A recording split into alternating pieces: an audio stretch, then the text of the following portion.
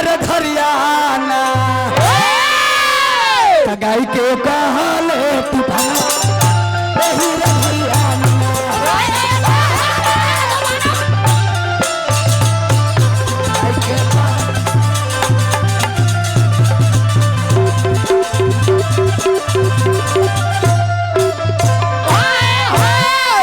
कमे कमे लोग के समझावा कि समझ में आवे।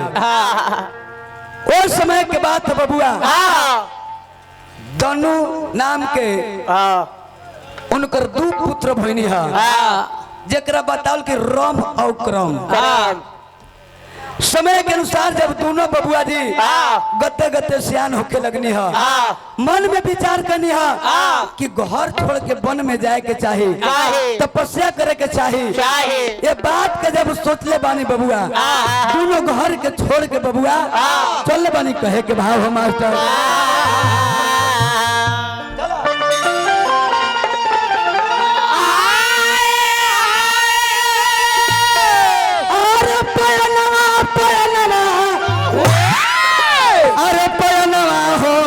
भाई कैल बन के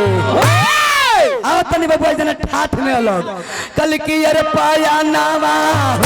दोनों भाई कैल बन के दोनों भाई कैल बन के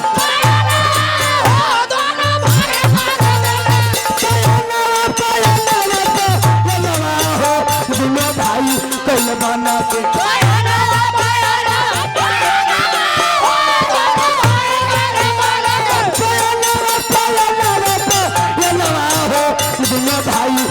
बना के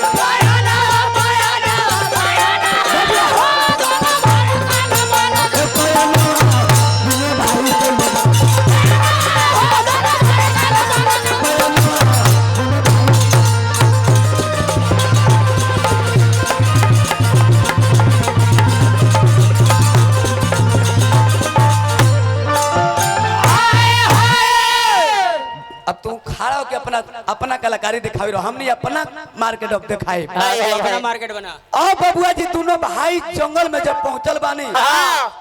जेकरा बतावल गले बबुआ जी जे क्रम बा मालिक पंच नदी जेकरा तट बतावल गइल ह पानी के अंदर तपस्या में ललीन हो गइल ह आ वही बबुआ जी जब उना भाई के बबुआ जी जेकरा राम नाम रहे उ दूध वाला बट ब्रिज के नीचे बैठ के तपस्या कर रहल बा। भगवान इंद्र के जब बबुआ सिंहासन डोल गइल इंद्र भगवान के डर हो गइल कि हमर सिंहासन छीन ली तब मगरमच्छ के रूप धर के आ वही बबुआ जे क्रम के वध कर देनी है। भाई के जब पता लगल बबुआ समय के अनुसार बबुआ जी कल के हमर भाई दुनिया छोड़ के चल गए वही समय मास्टर एक हाथ से बाल धोइले बा अब एक हाथ से तेगा खींच ले हो कल के जी के कार्यक्रम हमारे भाई दुनिया में न रहल हो वही समय अग्निदेव प्रकट भइनी है कल की बालक इस शरीर के अपने से आत्महत्या करना या धराधाम पर पाप है। तब वही समझ के हमरा से खुश हो तू वरदान मांगा कने के हमरा वरदान वही चाहिए ऊ बलवान हमरा पुत्र चाहिए कि दुनिया में केहू ना मार सकेला ना देवता बबुआ मानो दानो केहू ना मार सकेला। अग्निदेव कहने की ओम वस्तु वरदान देला के बाद में मालिक सोचता कि शादी ब्याह भइले नहीं के कहले कि बालक जाओ और जब तुम्हारा सुंदरी पर नजर पड़ जाए उसी को तुम अपना धर्म पत्नी मान लेना। जो पहला आओ बबुआ जी जब जौन तोरा पहला अगर मिली थी उसका धर्म पत्नी मानना है। ये मालिक चलत चलत मालिक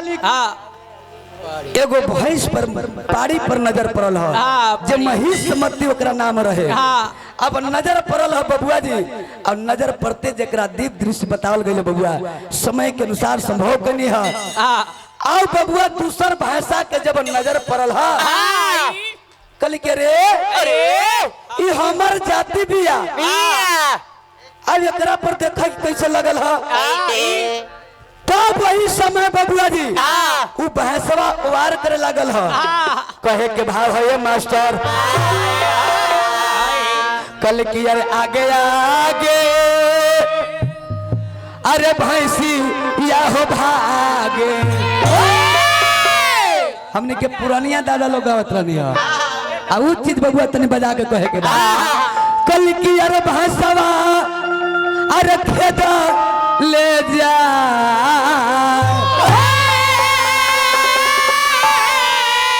खाली बोलले नहीं खे बबुआ जी गौनाई तने लाठी उठी बात तने विदा करवा दे राहुल भैंसिया के खेद ले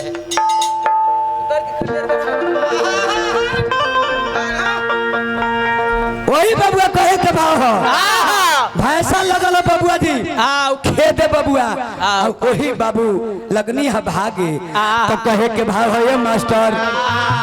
कल की अरे आगे आगे अरे भैंसिया हो भागे अरे भैंसवा खेत ले जाए तो आगे आगे भैंसिया हो भागे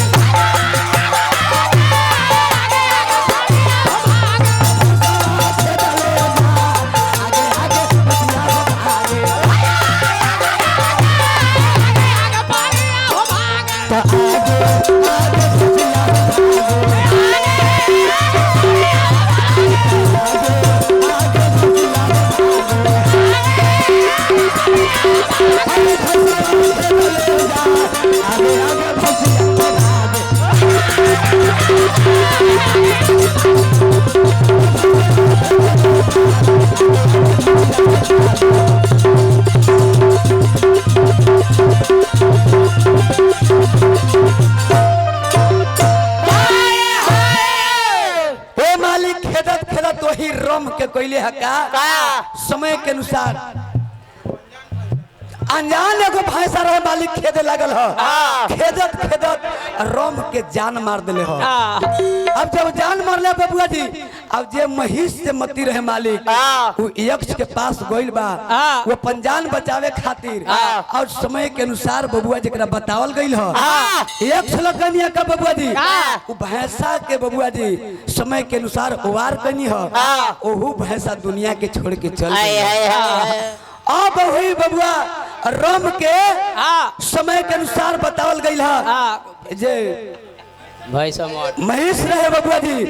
धर्म पत्नी बबुआ समय के अनुसार अपना पति के यक्ष लोग कहनी है का कि जा कोई जंगल में चिता सजा के और समय के अनुसार बबुआ जी चिता के आग जब लगावल गइल ह प्रमाण में कहीं कहीं बतावल कि सत्ती रहे स्वयं अपने से चिता लहरत रहे चिता में जब आग लगैले बा मालिक और समय के अनुसार चिता जब लहरे लागल ह और वही मालिक समय के अनुसार जे रहे महिषमती मालिक वही पर कूद के सरा पर अपना भी प्राण त्याग अब वही जब बबुआ जी जब गते गते जरे लागल ह वही समय महिषासुर के जन्म भइल बा भइला के बाद में बबुआ जी कहीं कहीं बतावरी प्रमाण में बताल गया कि बबुआ समय के अनुसार रक्त बीज के भी उत्पत्ति भइल बा मालिक अब महिषासुर बबुआ जी यक्ष लोग रखे लगनी है महिषासुर लगल ह बबुआ गते गते सियान हो गइल ह कबो कबो मानव के रूप बना लेवे कबो कबो भैंस के बबुआ भैंसा के बना लेवे अब तो हल्का मचावे लागल तो कहे के भाव है ये मास्टर कल की अरे रोना माये तनावा तो मचवले बा तबाही अरे रोना माये तनावा मचवले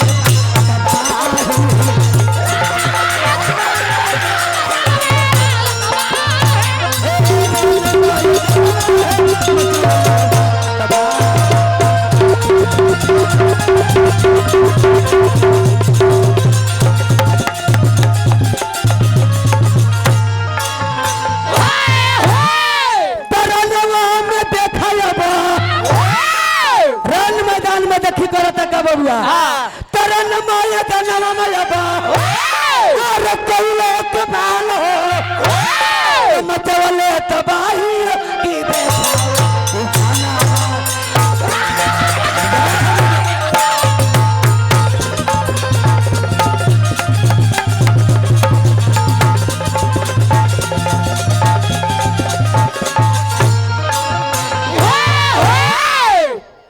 थे डेंगे डेंगे कर हम कोई लायक ना रहते तो गुरुजी हमने क्या कर रोक दनी है ना तो दुर्गति लिख लेंगे। तोले स्टेज से नीचे उतर के ताली लगाओ हम जानत है तोरा संब्यास का तो ना हम बबुआ सेवा करी ले कितना कि जीवन में कबो करवावे लायक ना रहेला कौ की बबुआ जितना भी लैया मुसबा के करे है तो गोह के रास्ता धल वही हाल बबुआ जी ये मुखिया जी के लौका तोड़ के भागनी हो अब मुखिया जी के चोरा के जब भगनी है लौका तो मुखिया जी के नजर पड़ गए मुखिया जी प्रणाम। मुखिया जी प्रणाम करी थी कल के तू लौका तो लोग तो प्रणाम करी थी तो बक्का खाए के मन करे था तब मुखिया जी तोरा बक्का खाए के मन करे था खाबे तू बचका मुखिया जी तू लपमल मुखिया जी मार देने और एगो खीरा ही खा जो जोर बौरा भाई इतना तू होती है रण मैदान में तहलका मचेले है बबुआ जी जाके समय के अनुसार इंद्र भगवान के बदला लेवे खातिर बबुआ जी इंद्र के कल के छोड़ दे पूरा नगरी महिषासुर अपन दूत के बोले बा तब वही इंद्र भगवान कहनी है का कहे के भाव है मास्टर आई हमारा अपना मोटर गैरेज वही बबुआ जरा कहल गई है राज हमरा पुरस्कार भी हमरा देले बानी भैया जी बढ़ जातरी मास्टर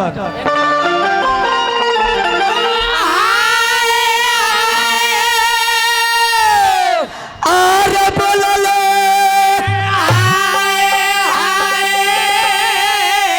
अरे महिषासुर अरे बचाना इंद्र अरे छोड़ना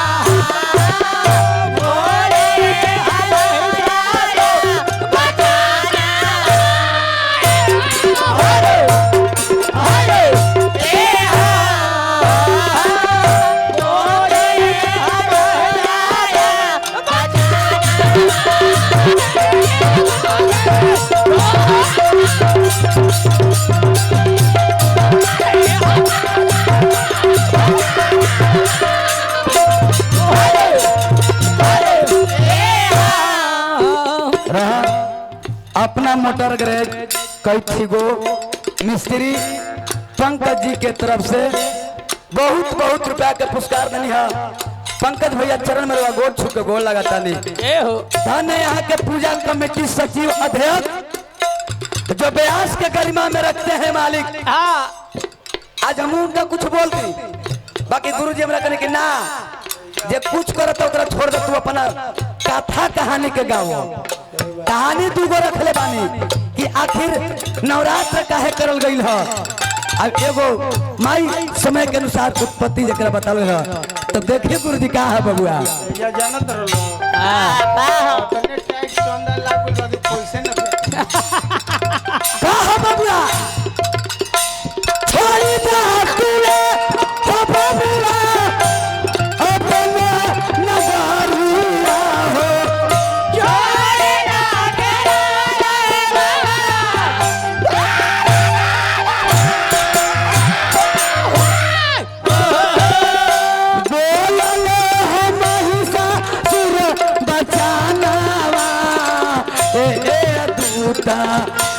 मनिया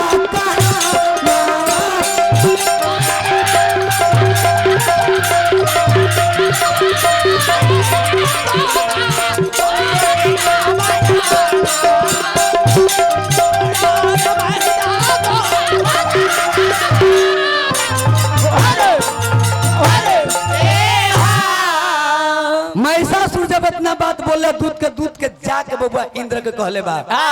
तब इंद्र कहले बा कि भैंस के जमल कितना ताकत हो गई बा कि हमरा इंद्रासन छोड़ के कहता बोल जा देख रहा ओकरा ए मालिक अब दोनों करे से बात के हो ना मानल हो तो दोनों ओर युद्ध चालू होके लागल अब देखी युद्ध जब चालू होके लागल हो तो देवता लोग तो भैया मालिक समय के अनुसार जहाँ राजत हथिन और देवता लोग तो हाथे जोड़ के निकलता थीन बाकी देखी के तरह बद होला बबुआ जी आ के तरह माई के आगमन भइल हमनी के तो कहे के भाव है ये मास्टर आ जाने तनी अल्लाह के लगे बबुआ जी दोनों ओर में देखा दादा अरे छिरल है लड़ैया बांधे तो बबुआ तनी बांधे दो बाना बाना बाना बेस बाना मगैया मुरेठा लोरो के निकल कहे के भाव हो बबुआ कि अरे दोनों ओर में देखा दादा अरे छिरल है लड़ैया राजा जन कहे के बाह तारा नावा में देखा हो गईल तारा नावा में देखा हो गईल तमा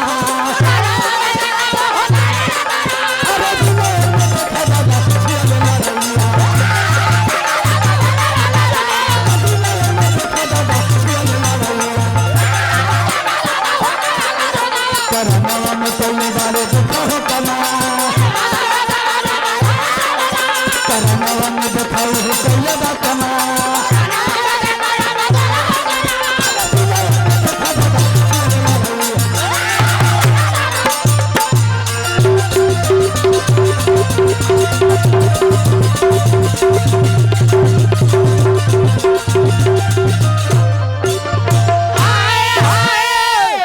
गुरुदेव दोनों ओर से युद्ध होके लागल है अच्छा देखो कितना शांति से सब कहानी सुन रहल बा भैया सुनिए ना अब हम डोम कचवा करम माई बहन बैठल बानी वही निक लागी ना नीमन के आज भी मेरा मगध धरती में सुनने वाले एक श्रोता है मालिक भैया चल जाना भोजपुर रे कहे गई रहनी है आरा में प्रोग्राम गावत रहनी है ए भैया ब्याह से एगो उठता ना तो लगत था बोले गारा गारी करे हम कहने के हाथ जोड़ के गुरुजी हम कहले कि ना भैया गाड़ी हम मगध से गुजरी ले हमरा गाड़ी के रिवाज नहीं के जब तोरा हम भाईये मान लेनी है और तोहर माई के जब हम गाड़िए दे देनी है तो तोरे को माई तोहर माई जैसन हमर माई जैसन तोहर बहिन वैसन हमर बहिन जैसन तोहर भवा वैसन हमर भवा तोर मेहरू हमर मेहरू ना भलो तोर मेहरू हमर भौजाई भौजाई हाँ बबुआ इनकर परिवार भौजाई न लगी है भैया तो यही से बबुआ हमरा माई बहन बैठल बानी तो सुंदर सुंदर गा के बबुआ निकलो अब मालिक दोनों ओर जुल जब चले लगल है सब देवता के महिषासुर मालिक जब हरा दिल देवता लोग कहनी है का मिल के आ जाके ब्रह्मा जी के पास जाता नहीं कहे के भाव हो बबुआ कल की अरे सरंगिया वाला के अरे डेरावा आई जाने तनी हाँ भैया जी ओइ जने छोड़ देवल जाई ज्यादा ना वही सब को सुनवाइयो तो क्या करबा कल की सरंगिया वाला के अरे डेरावा तब बताई देगे छोटा तू नाना दू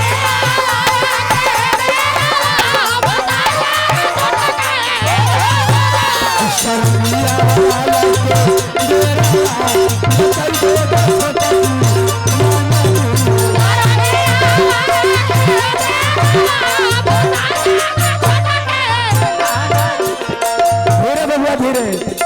अब पूरा देवता लोग मिल के गई है का बबुआ जी ब्रह्मा जी के पास गई है अब ब्रह्मा जी सबके लिया के विष्णु भगवान समय के अनुसार भगवान भोलेनाथ के पास जाता है तो हाथ जोड़ के कहली ना पिया अरे आफत ना पड़ता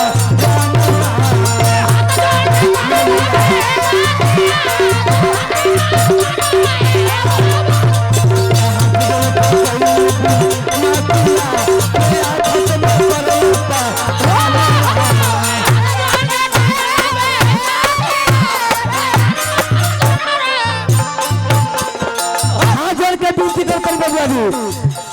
तमनली हमरो का खाना अरे आफत में बातें का राना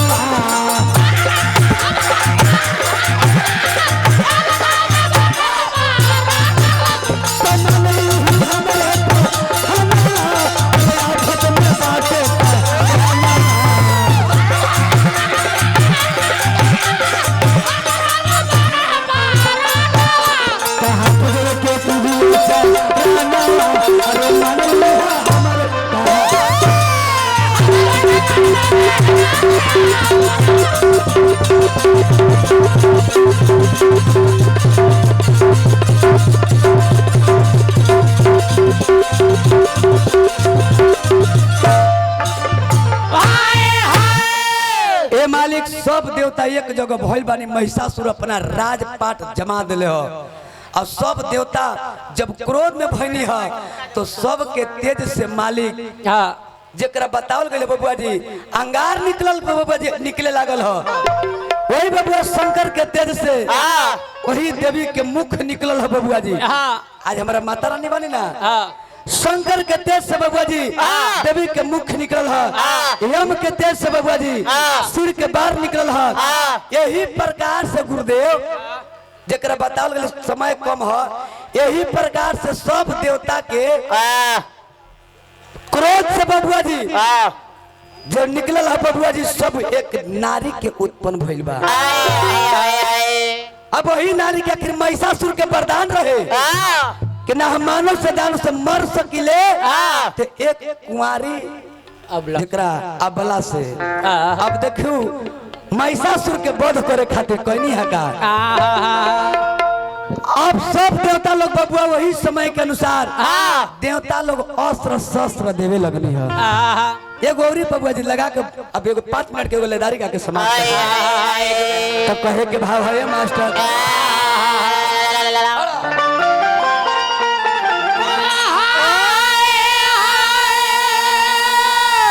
सुंदर रूप के जब नारी जब होनी बबुआ जी सब देवता लोग अस्त्र शस्त्र देवे लगनी है और वही रण मैदान में माई घोर गर्दन करे बबुआ